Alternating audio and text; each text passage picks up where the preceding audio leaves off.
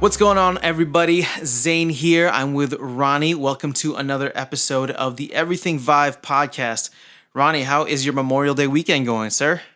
It's been going great. Really, really busy on our end. We had some stuff going on over the weekend, but yeah, I was happy to get in some game time here today. So I'm ready to talk.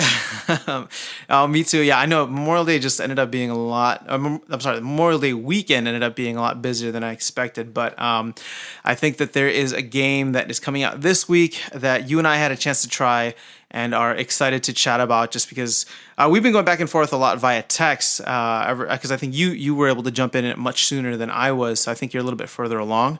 But Yeah. let's stop beating around the bush. That game is Budget Cuts, and it's the game that we have been waiting for what, over 2 years at this point, Yep. since the demo came out. Finally, murdering robots, and eating lots of yummy VR cookies. Exactly. Yeah. So let's go straight into it. What you want to just dive in with some first thoughts? Yeah, sure. So actually, before playing it's not the final build, but it's a final build of the game. It's like, a finished version of the game that we got a chance to play prior to release. And, before getting into that, I spent quite a bit of time in the demo. I'm sure a lot of our listeners out there have played the demo countless times too, but I actually spent like a good hour or so playing the demo before I played this final And that was by release. accident, right? Yeah, it was by accident initially, but I'm glad I did because Now it you can was cool compare to and see. contrast. Exactly, it was cool to see some of the changes, and especially there's a lot of visual changes here and there. Just the robots look completely redone. They animate a lot smoother now. They're the characters are more fully fleshed out, and I'm sure we'll get to that in a little bit. But yeah, overall, all the design work it's the same general style, but it's just been revamped and really polished. So everything looks great. And then in terms of just seeing some of the differences, that you can tell the team really put a lot of effort to make sure that everything was as interactive as possible. Mm-hmm. I mean, considering this is a VR game, one of the things you and I always harp about when we play a game is whether we feel like the interactions in the environment are realistic enough to really get immersed in the experience. And when you have, in the initial demo, you could pick up cups and you could pretty much pick up any items that were in the levels for the most part. And I remember when we talked about that, that was like a little, not, I don't want to say ahead of its time because a lot of other games did that too. But Yeah. that was a But they did a big point of yeah. it, even a couple of years ago when the demo came out. No, because they really did a good job of making sure that anything that people would want to mess around with, that there was something there. But like I said, before you could pick up a cup and throw it, but it kind of didn't act super like a real cup. Like now the cups shatter when you throw them, and the plates do the same thing. And like I was kind of hinting at, there's cookies in the game, and you can eat them, and you can the test for me, whether I'm gonna be sufficiently immersed in an experience, is as soon as I see vending machines and water dispensers and all that stuff. Oh, can I push the buttons? And I can say without a doubt that pretty much everything in this game, if it looks like it should be interactive, then it will be interactive, and you can kind of just mess around, and it makes the game so much fun. Budget Cuts is all about it's about it kind of exploring your environment and kind of mapping out, trying to figure out what your next steps are going to be. And while you're doing that strategically, it's also fun to kind of just explore from a narrative standpoint and just try to figure out all the little funny Easter eggs and stuff that have been put in there for you to have fun with. So all those going from the demo to the completed version of the game. I mean, right away I can see that they really spent a lot of time, upping the ante in terms of making sure that there's lots of cool VR stuff that you can do. And then yeah, your expectations are kind of immediately dashed when some of the the portions of the demo are brought back here, but in a slightly different form. Like I said, I had played that demo so many times that I was kind of on autopilot mode. So as soon as I would go into, I'd see this hallway, I knew exactly, okay, go here, go here. Get the key from the drawer, open the safe, push the button on the safe, go through the vent. Like I had everything kind of memorized, and I was in that exact same environment at the beginning of the completed version. And oh wait, look, the grate's already open, and they're so I don't have to go and grab a key or anything. And like it looks like somebody's already been here before, and then you're introduced to like friendly robots, which is something that doesn't exist in the demo at all. Like Yeah. anytime you see a robot, you're like, you know, immediately like scrapping for that knife that you have in your inventory. So, Yep. so the fact that there's like all this kind of extra stuff going on in the game, and I don't want to get too much into like what the narrative is actually about or what happens, but there's a lot of those like little detail. Like there is a narrative now. There are characters. There's a voiceover, kind of a Morpheus-esque voice that's in the back of your head telling you how you need to get out. And Yeah, all that that was a stuff is nice really well done. that was a nice touch because one thing, and I just want to interject real quick, is the Yeah.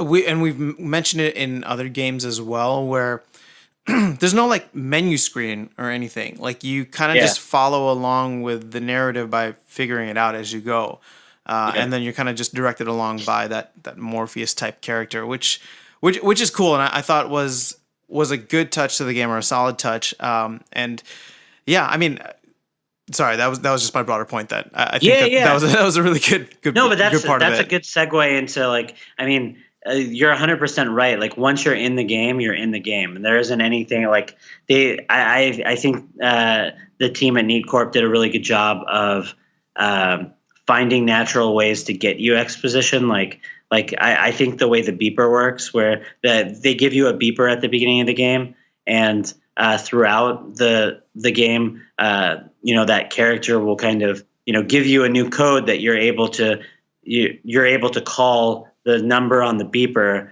on any phone that you find in the environments. And when you do that, it'll print out a little paper with kind of like a hand scribbled like explanation of what your objectives are and what you should be trying to do. It's like an So if old school anytime- fax machine. Yeah, In exactly. a world of robots, it's an old school fax machine.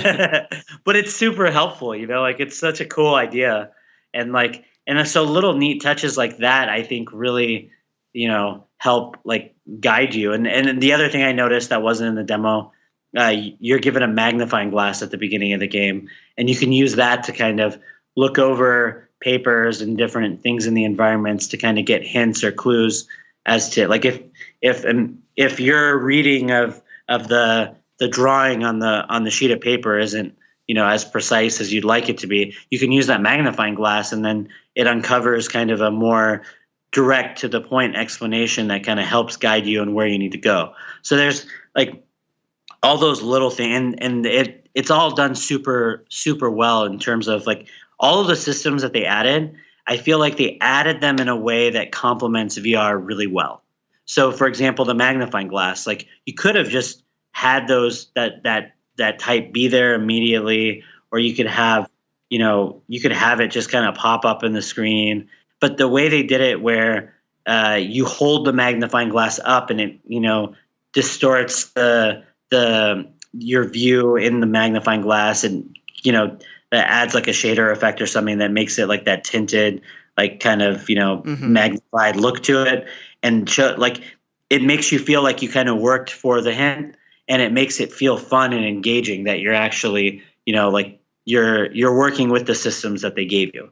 So it's not everything, just like everything about this game just oozes with Neat Corp knows VR, and that they've thought this through as far as making a VR from the ground up experience. So Yeah. but like, oh, go ahead. Oh no, I was just gonna follow up on that, and like I mean, I feel like from the beginning they had the right idea, because like, and I'm saying this not in a criticizing way, but to a certain extent, they didn't build too much upon the demo in terms of like, mind blowing new innovations. Yeah, They added to the game, which is fantastic because the game feels really fleshed out now. But in terms of yep. like, movement, interaction, things like that, a lot of that stuff was the same. And I think the impressive part for me is the fact that they were, that demo was one of the first things that came out when the Vive launched. So from the Yeah, I agree. beginning, I just feel like they've had a good pulse on where, how to utilize VR to the fullest. Yeah. I think in that time since April-ish to 2016 until now, and definitely a lot of last year, there was a big clamoring for locomotion from a large part of the VR population, and so this game obviously still uses teleportation, and they make that a part of the narrative in terms of like the tools that you're using to get around. So I think that that's a cool aspect, or at least they did it in a tasteful way. But yeah, and the thing about the teleportation in this game too, because like for people that are really into locomotion or don't know a whole lot about VR games up to this point. I mean, yeah, right now when you're traversing, trying to get around in large environments, it's either using a trackpad or a joystick on the controller to move yourself in space like fluidly, or teleporting. The fluid motion is kind of weird because obviously if you're moving yourself with a stick or with a pad, you're not actually moving in real life. With teleportation, it's kind of jerky because you're essentially telling the game where you want your play space to be in the environment, and then sending the environment over there. So there's kind of that blink or delay of switching from spot to spot. But then when you're in a spot, you're able to move around quite a bit with if you have the room in your play area, then you can walk around. So like as far as budget cuts was like really the first game I think that really introduced teleportation. I think in the early days, like in April 2016, like you were saying, and in a lot of ways though they did it from the beginning much better than anyone else has really done as far as this type of gameplay. Because I mean they're not going for there are super tense moments where you need to be on your toes kind of thing. But really, this is kind of almost like a puzzle strategy type game in a sense where, like if you're discovered or if your plan is to attack, then you can kind of think ahead where you want to be in that room to attack the robots that are coming after you or whatever. But in general, it's not a game that like is like a fast twitch, like, run and gun type of game. So teleportation works pretty well for the pacing that they've set up. And it's got a very spy-esque like sneaking around element to it, which I don't know that. I mean, I'm trying to think of other games that have something similar to this, but I feel like not in VR. I mean, like it almost feels like Metal Gear Solid or something. And that's immediately what came to my mind. And I was I mean, we've obviously like had the benefit of being able to be exposed to a lot of different games, and I just when I was in there, I had this like nostalgic feeling of like having done it once before, and then I realized that it was just a demo because I don't think that I've been doing like a lot of other games. It's similar, like you're just like running around, or first person shooter or wave shooters, whatever the type of game is. But I just felt like I was literally sneaking around and doing things, and that was refreshing to have that be the first time again. Yeah, no, and I mean the other thing that's cool about how they do teleportation is the fact that like I think it's really smart how they make a circle that indicates where the middle of your play space area is, and how they won't let you teleport unless you're in the middle. So every single time you and by the way, like just to make it clear, I mean we're all like Zane and I both have Vives. We both have room scale setups. I know the game is eventually going to support non-room scale. Like when it releases, it's going to have non-room scale, just normal sit-down setups, for it as well. But it's still like my understanding from talking to the dev team and also just from reading up on the game. It was developed for room scale to really take the full advantage of the mechanics that they give you here. And you can tell, like it's a super smart idea to force the player to go in the middle of the room of the play area before it allows you to teleport, because then every single time you teleport, you have an awareness of like once you play for a while, you start getting that awareness that I've just teleported, and so that means I can now move within my play space like anywhere. Like I'm going to start in the center. You know what I mean? It like once you start moving quickly and you teleport, like let's say you teleport and then need to walk around or like kind of move to the corner or something. Like once you get the hang of it, I feel like that context that it provides you makes it like a really satisfying way of both using teleportation, but then also being able to take advantage of room scale and being able to move in your own real life space like quickly and effectively, and like not having to worry about hitting furniture and all that kind of stuff. Like when you get used to it. And again, like it comes back to, I think, just smart game design. Because the thing is like, and it's a part of the game, right? Like it's a part of the narrative, like it's a part of the tool that you're using to get around. So therefore it doesn't, I mean, and maybe I'm just, I don't know. Like it doesn't feel restrictive because like it's an element of the game rather than like, you're not allowed to do such and such for no reason. You know what I mean? Like, and like to take it a step further, like to take it a step further with like how like kind of like what we were talking about earlier, the espionage side of the game. I mean, by teleporting, not only like it gives you the opportunity to kind of check out your surroundings in that new area prior to actually committing to the teleport. So like when teleporting, you're not just pointing at a spot and clicking, you're shooting a little projectile that kind of ricochets off of whatever you're targeting, lands on a spot, and then assuming it's a spot that you can teleport to, it shows you a little preview of that area, and you're actually able to rotate and kind of see what it's going to look like before saying, okay, yeah, that's a safe spot, or that's where I want to be, and then clicking a different button and going there. And so that adds like a strategic element. And this is still, I just want to quickly highlight that this is still one of the coolest ways to use teleportation. And obviously it fits the theme of the game in terms of like espionage and spy and sneaking around, but it's still one of the coolest ways to go about it. Even though it's an extra step of clicking, like the fact that you can like look around before you actually physically move there is so cool. No, like I can't. I mean, thinking about it, like I don't know how you couldn't play this game. Like you were saying, you couldn't play this game without this mechanic. You know, like the way they set up the levels and the places you need to go, and like how you're able to kind of go from the floor to like you see a tile moved on the ceiling, and you kind of angle your projectile so that it bounces off the walls and lands in the rafters, and then you're now in the rafters, and like all of the cool things that you're able to do in this game, I think are a product of the movement system in a way that, I mean, it's really satisfying and rewarding and a lot of fun. Yeah, I agree. It's just, and like I said, it was taking me back because I think the Budget Cuts demo was one of the first games that I played. And I didn't, just to go back, I didn't get a Vive, I think, until maybe September of that year. So it had been around for a while, and I feel like I missed some of the hype in terms of, when it was first launched and everybody with their brand new Vives were playing it, but it was something that you had recommended at the time and a game that you were excited about. So it's just cool to like be here, X amount of time later, or I guess, I don't know, I'm saying X amount, it's about 2 years later. And have like a fully fleshed out like version. And it reminds me a lot of, if you played Vertigo, or if you remember Vertigo, because Vertigo had a demo as well and then had a full game.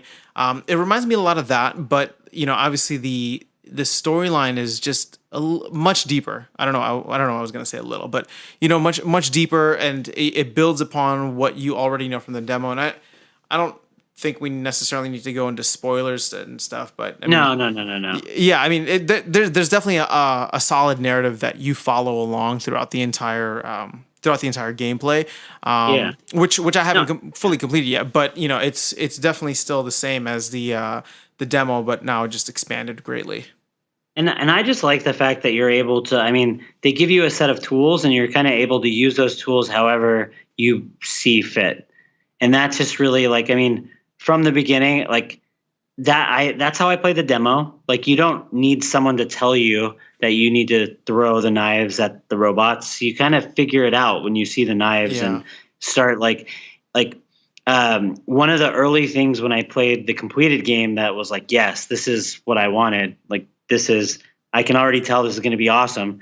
Is when they start you at the very beginning, you're in a little cubicle and there's like a stamp on your desk and some papers and you can stamp decline on the papers, right? Yep. Like I started just stamping like anything with decline and I threw it at the robot in the other cubicle and it marked a big decline on his forehead when I threw it at him. And then I went and picked it up and put it back in my inventory and like I just keep that around and kind of mess with things.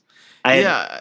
Yeah. Like there was a little mouse robot and I threw a dart at the mouse robot and oil started spraying out of it and it ran away and like it's all those little things. It's the fact that they give you kind of a sandbox to play in. And I mean I was just kind of looking around to see what other people were kind of talking about the game. I noticed, some of the outlets hadn't gotten a chance to, review it yet because they said they were having like technical difficulties or glitches with the game. And, since this is technically an early release that we're playing the press prior to release that, we're just hoping once the game, releases and the bugs are worked out, we'll be able to fully review it, blah, blah, blah. I mean, in my time with it, thankfully, I didn't really run into anything that I would consider a bug or like a game breaking type issue. It was more like it kind of like for people familiar with Skyrim and like a lot of other open world games. I think some of that stuff is just the nature of when you make a lot of physics based systems with, all kinds of stuff that you're able to throw at things and like all kinds of objects that interact with each other that sometimes you might lose a key when you're teleporting and that might, you might need to restart. Like, I think as the game, as some of those things get discovered, maybe there'll be ways I think maybe it would be nice if there was a way to kind of reset certain items like the keys, for example, if you somehow lose a key that you needed, I think there needs to be a way to respawn that into the area or something. But yeah, that's actually an issue that I ran into where I used it to get into an elevator and then I took the elevator and I guess I dropped it in the previous spot and I couldn't get back. yeah. See, that's so like stuff like that. Like I feel like I don't think those are bugs. I think it's just, I mean, if anything, it's just a nature of when you make a game that's this interactive and this like free will. Those are all just items. Like they're all treated just like any other item. Yeah. It's just, but I do think like that's something that if that isn't in the final game, then little things like finding clever like ways of respawning items or quick ways to like another kind of issue I had that could be improved was I guess how often the game autosaves. So sometimes it'll autosave you in a great spot where like you totally get why it saved there and if you die it's not a bit major setback. But there's other areas of the game where I feel like I got pretty far along. Like I made a lot of strategic decisions and fought multiple robots and then I entered a new area and was blindsided and got killed, whatever. And the last save point took me back like, a good like 15, 20 minutes away from where I was. And like stuff like that's a little frustrating because you don't want to have to, like I get to some extent, it allows you to replay those and have more, more chances of messing around and having fun. But on the other hand, you don't want to have to repeat places over and over again. So that's something and that kind of happened with the demo too, as far as having to repeat things a lot if you died.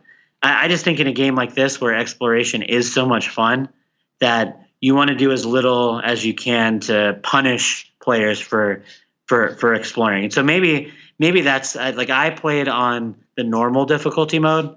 I wonder if the relaxing difficulty mode, the easier one, isn't more forgiving in the sense of it saves more often, or if it's more forgiving in terms of like the deaths to where you're not as likely to die, then maybe that solves that problem. But it's just something that I noticed is like like for me, like I said, I like to. I'm maybe not the most cautious player in the world, so I'll try to like run into an environment and like I see an enemy and I think I can take it out. I won't always wait. I won't always plan all my next steps for 5 minutes before going in. Yeah. So like it'd be nice if something bad happens like that it doesn't take me too far back. On Well, my system, Ronnie, the whole point of the game oh, is to be careful. all right, fine. I'm just saying my experience, but that doesn't take away the fact that like on the other hand, like the difficulty of the game is very rewarding. Whenever you see those robots, I feel like if you handle them right, they're easy to defeat, but also very satisfying because you know that if they hit you, they're going to kill you, and you do have to to make the right choices in order to get by. Hmm. So like that is like a cool, and I have fun like just picking up. I like in most games I hate inventory management. Like I would never want to like focus on what I'm picking up and what I'm discarding and all that kind of stuff. But there's something about the way they handle all those things in budget cuts that in and of itself, like I have fun just like standing there and picking up all the knives one by one and sliding them into my little Into your little arsenal. yeah, and then get readying one in one hand and having my teleporter in the other, so that because I know I'm about to go into this room where there's 3 robots that had killed me 3 times, and I think I can handle them this time. I know what I'm gonna do. Like it's kind of fun to prepare for those things. So like I said, like it's not like I don't want to repeat at all. It would just be fun. It would be nice if you could either possibly set your own save states, or if it saved like more close to certain encounters, so that if you were to Yeah, that's die, true. you just have to redo that encounter rather than like have to do 3 encounters over again to get back to that spot. But Yeah. that's just like minor complaint for time that I had a blast playing the game in. So Yeah, I mean, I don't think that I've run into any of those spots yet because every time that I've been killed, like it's been essentially right before. Actually, no. To be fair, I mean, there were certain times where like I thought I was done and then I wasn't, and then all of a sudden I had to like yeah. kind of redo it again. So I get the frustration, and I know, or I'm sure that will only like. Oh, and it could just be I suck. Like it's not, but like this is just from my experience. No. I mean, and that's totally fair. But like I said, I mean, I think creating those save spaces or the custom save spawn spots, whatever it is, like I think that would take you out of the element, and I'm not sure if that's necessarily what they were going for, but the level of immersiveness is definitely at a very high point when you can't just like, okay, I'm just gonna pause here. You know what I mean? Like, No, I agree. so I'm sure it's probably very well thought out. Like as far as because you're right. Like part of the tension that's built from fighting the robots and all of that is knowing that if you screw up, then there's some consequences. yeah. So I mean, I think that one can go either way. Essentially, like I agree with where you're coming from, and like as obviously someone who went through and did it myself, and had like 1 or 2 instances where that was the case already. Like I totally get it. But I don't know. I mean, like you said, it just seems like it would be something that was well thought out, and I think on the whole, it makes the game have a more immersive feel, which is what you're really going for when it comes to VR. I mean, dude, I get lost. Like, I mean, I played for several hours, and like, I mean, I got completely lost in the game. Like, I mean, really, the only time, most of the time, I stopped playing was because I wasn't sure exactly where to go forward. And I don't know. Like, I tend to have issues like that in lots of games, so I wouldn't blame it on one game or just VR in general. But yeah, like every now and then, like I'll get into an environment and I just don't see what I'm supposed to do or where I'm supposed to go. Like right now, I'm in a spot where I need to figure out. All my key cards have been reset, and I need to find a way to keep going. And I'm not sure if I made a mistake or if I'm just missing something. But I don't really know. Do you know how to go back then if you need to? What do you mean? Like what happens when you reboot the game? Because I've only had like one play session with it so far. Yeah. I mean, when you reboot, I mean, you create so the game like actually like for people that haven't had a chance to play the completed version yet, when you start it up, you have like multiple save slots, kind of like Hmm. just like a lot of games out there, and so you can create a new game. You pick your difficulty, and then you start it. So while you're playing, it seems like it's auto saving. If at any point you turn off the game, when you turn it back on, it'll tell you kind of how long you've played and what you're like Oh, there were like like save slots there. I remember at the beginning, yeah. right? And then Okay. basically continue on that save slot. And so that's like, I mean, the only thing with a game like this, like I said, I wish you could control your saves a little bit more, and maybe you can, and I just haven't, and I just didn't see the option. But I did try to kind of look for that kind of stuff, and I didn't see anything like that. So it would have been nice to kind of pick which place you're back at, rather than just you're always, once it saves, then that's your last save spot, and you don't really have any options to go further back or forward Hmm. or obviously not forward, but Yeah. further back, like pick where you start from. And the other thing that I kind of wish I could do is, let's say I've played half of the game or whatever, like more or less, at a certain difficulty level, and I do want to increase the difficulty or make it easier. It doesn't look like, from what I can tell, that you're able to do that. Like it looks like you would have to start a new game if you wanted to play on relaxing, for example. So it would be Gotcha. nice to. Okay. And again, I mean, listeners out there might get the game and say, hey, no, actually, this is in the final build, um, or you totally missed it. Like it could be there now, and I'm just not seeing it. But I did look for those kind of things, and I wasn't able to. So those are things that I would like to be able to do if it's possible. And there might be a reason why maybe the way the the world is created or loaded up like doesn't allow those kind of things to be easily changed. I don't know. Like there's a million reasons why it could be the way it is, but that's just one thing I noticed. So like yeah, you might be stuck with the difficulty level that you chose. Which If you want makes to, me wonder if what the value of going back and playing like it on like extremely difficult after you've beaten it the first time, and how wonder. much is different than, you know what I mean? Like it'd be cool if there Yeah, were like different elements that kind of came about, that yeah, made the yeah. experience not No, just more yeah. difficult, but like added some spice to it overall. Well, I mean, one of the cool things, like you hear of people that like apparently the whole game can be beaten without taking out any robots. Apparently, you can from start to finish beat the game by simply by Sneaking like around everywhere. sneaking around and yeah, like I can that's see that. yeah, But I'm sure that takes a hell of a lot of patience, yeah, because you got to like make sure you're taking the long way around or waiting it out and things like that, rather than taking out the robots and yep, having yep. free reign.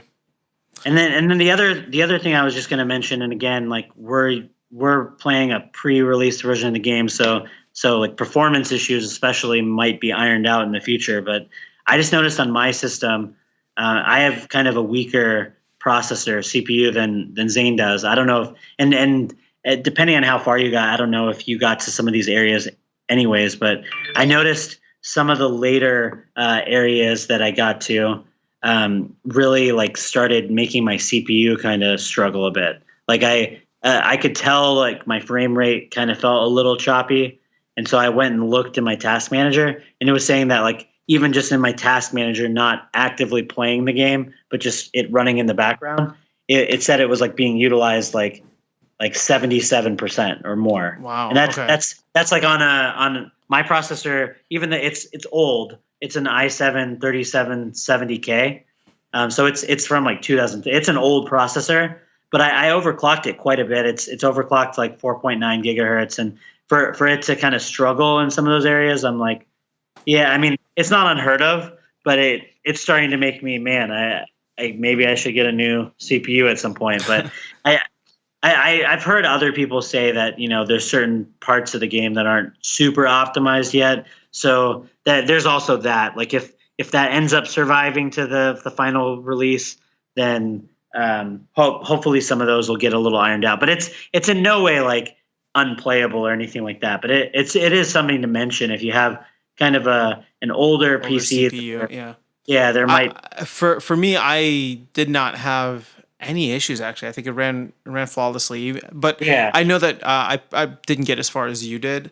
Yeah, yeah. But No, and most of the game did. I wouldn't consider it a bad performing. It performs well, and it looks great. So it was just certain areas were getting bogged down, and like I said, I can't be a great judge of whether that's optimization or not, just because I have such an older CPU.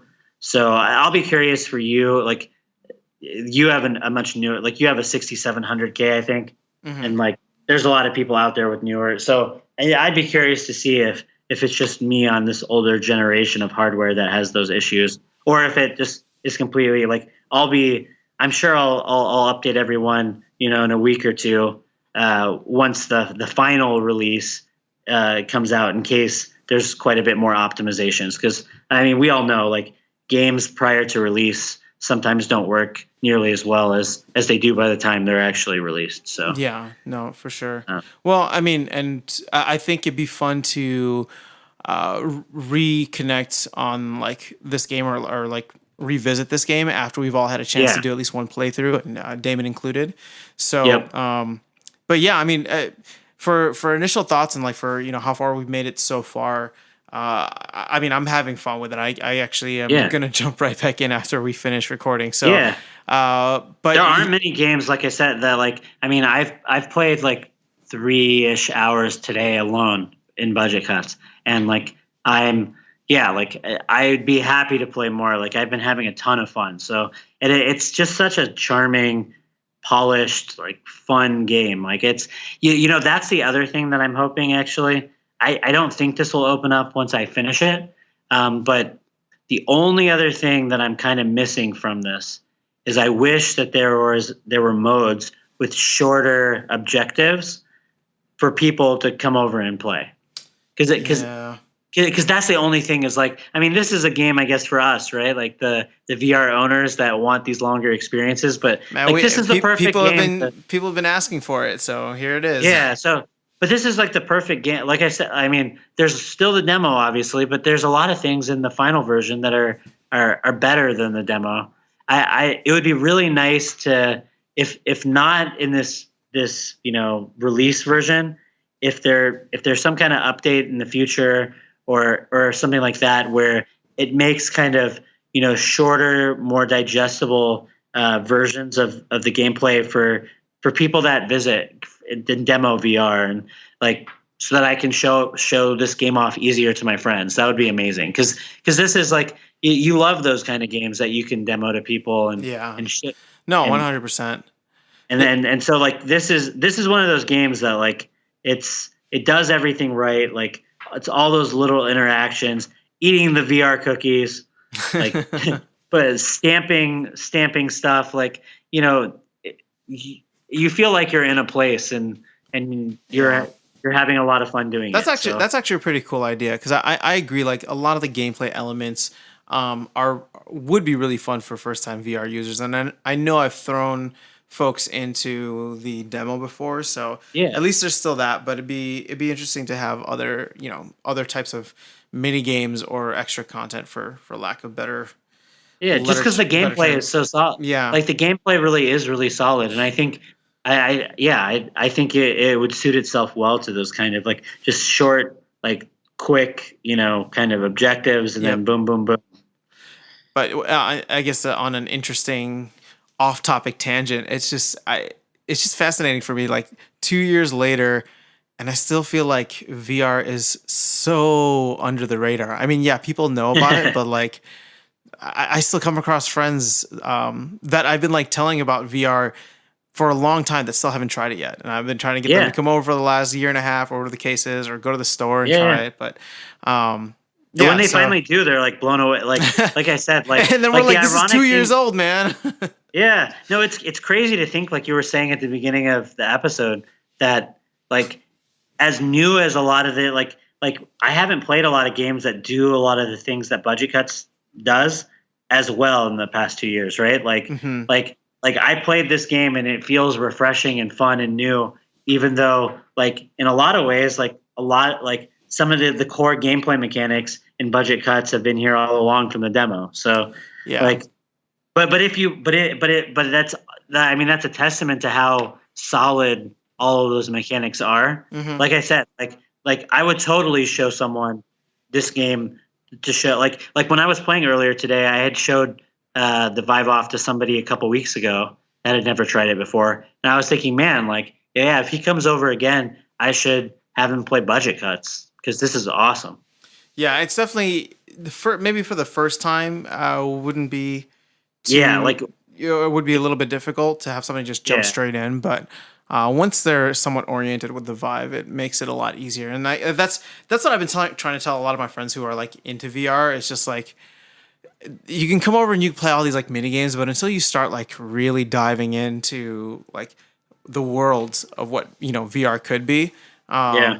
that's It's really what become the that, fun is. right? Yeah, huh? It's become that like it really has became like I mean seeing like games like Rec Room, for example, like with this Rec Royale going on over the weekend, and like all these like communities are really forming around some of these games, Mm-hmm. and gameplay styles and like what people are into is like it's become its own thing, really. It's really awesome and fascinating to see what the VR community has became and kind of like thinking about how to push that forward and how to make it more expansive for new people to come. Yeah, I mean, there's always like new experiences and different things popping up every week. It seems like so. Yeah. Yeah, like I said, I mean, it's cool. Like, I'm happy that it's finally out. I'm curious, like as a final thought, did it live up to the hype for you? I think it did. I mean, on one hand, I guess it would have been nice to see a little bit more new mechanics, but on the other hand, like with what they did, I mean, it's not an easy feat to make a game that's this interactive and this like. I mean, in a lot of ways, it's more ambitious than I would have thought it was going to be. As far as like, their character, like there are real like there's character to this game. There's narrative to this game. There's like there's storytelling in this game that really pushes things forward in a way that wasn't in the demo, that you wouldn't necessarily have required them to put in. Like you can tell that this is a passion project, and you can tell that they worked really hard to make everything that's in the game as perfect as they can possibly make it. So that's really odd. Like, I mean, doing it the way they did it as opposed to like an early access title, I'm super glad that they did it this way, because like the fact that I know that I'm able to boot this game up and get a very polished and completed experience is everything, because it's hard to like some of these early access games, and like they come out so early on early access that unless you're really diligent and following the game closely, you don't necessarily like know when the game is at that point where like you know what I mean? I mean, yeah, some of them. I mean, we've talked about this before. Like, I think it really just depends on the game type, because some games it's really cool to be a part of the process. But I agree with you for budget cuts and like it. Just knowing that you can jump into it and it's like you're living out a movie or something. You know what I mean? It's really cool in that sense. And it's a long experience, and it feels like it doesn't feel overly repetitive. It doesn't feel like like the campaign is significant, and it's very well done, and it's so much fun. And I really do feel like it has mechanics that are in and of itself. Like the mechanics for budget cuts are budget cuts mechanics. Like I feel like even though it's doing teleporting and throwing things and all these things that you can do in other VR games, somehow the way that they pulled them off in budget cuts are very unique to this game. And so like I legitimately, like after hours of playing the game, like my reactions and the way I'm moving and the way I'm teleporting and the way I'm doing things is very much geared towards budget cuts. And I think that's really cool. Like I think that's a sign that like the way they implemented everything in this game, it was expertly done. So everything looks great, feels great. Like I think I think everybody that has a Vive should be picking up budget cuts, honestly. Like nice. I think especially it's got your stamp of approval. Yeah, I mean, keep in mind that like we haven't played the final version of the game, but I mean, from what I've played, it's great. If they could add in some of those like shorter levels or like the short objective based stuff that I was mentioning, that would kind of make it like a perfect package.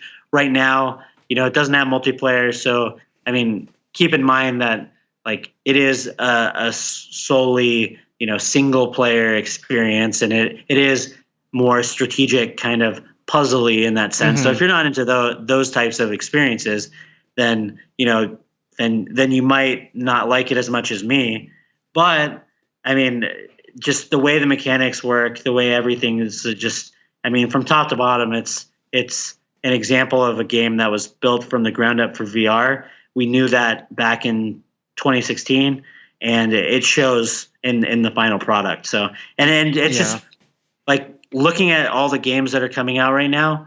You're really starting to see, this maturity in the software and the content that's out in on the Steam VR platform and in VR in general. Like uh, getting back into Rec Room this weekend, like I briefly mentioned. I mean, that game. If you haven't gotten into Rec Room in a while, I mean it's like a different Yeah, it's thing it's now. so cool what they've done with it, and It's I'm someone who hasn't gone back in regularly, and every time I jump in, I'm just like, this is well, like it's something new yeah. every week.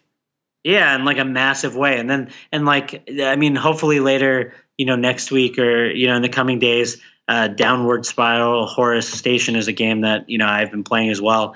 I'm like all these games are just like they're different. They're like all three of those games I just mentioned. Downward Spiral, Hmm. Budget Cuts, and Rec Room.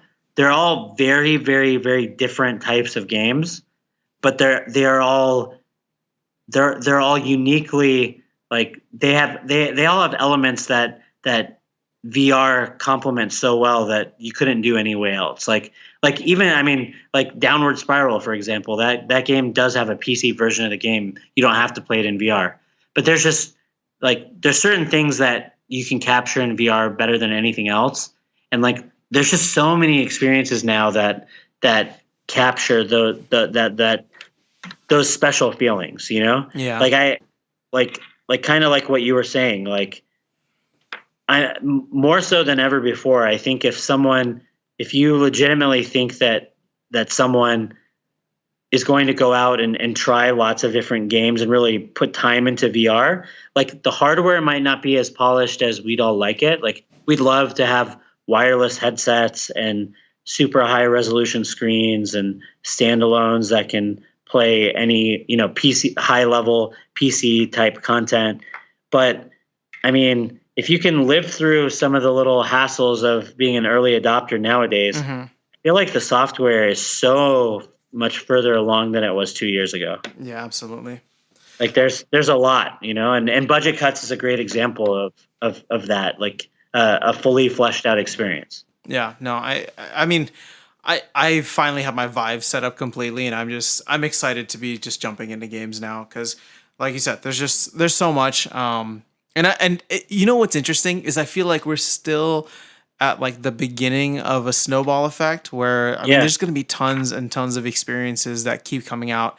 And that's a good thing and a bad thing in the sense there's going to be a ton of like bad experiences, but to me the cream always rises to the top, and as long as we're in a the community is in a very like group think mode, which I think is good in the sense that like if there's a solid game out there, it gets passed around relatively quickly, and all of a sudden it becomes one of the more well known games.